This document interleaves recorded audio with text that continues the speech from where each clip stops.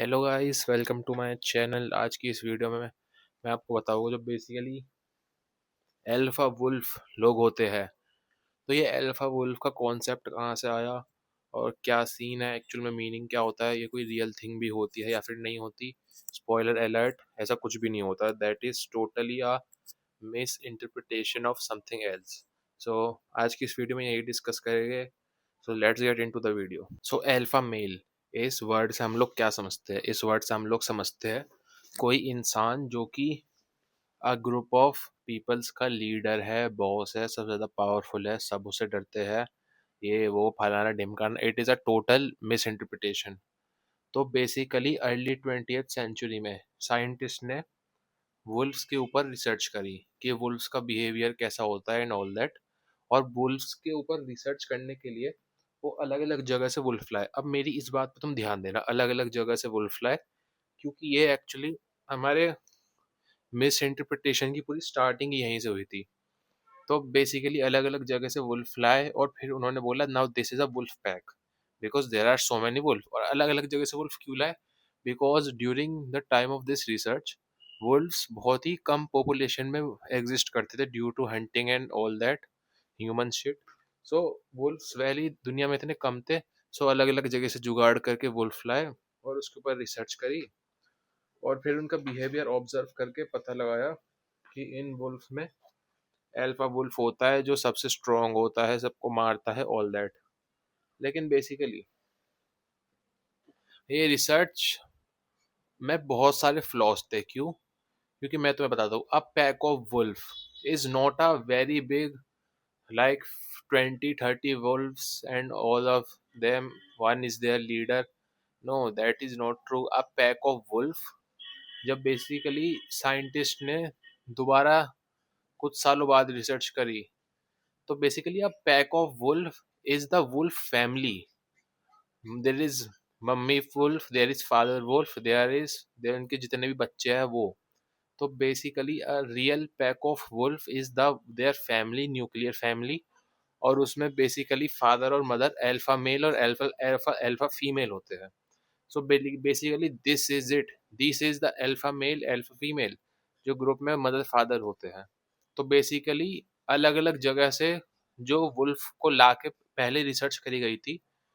So basically इंसान जब jail जाते हैं तो अलग अलग जगह से इंसान आते हैं और उनमें झगड़ा होता है डोमिनेंस जिताने के लिए। You know, when you go in the prison you find the biggest guy, you punch him in the face and then now you are the alpha of the prison. So same thing.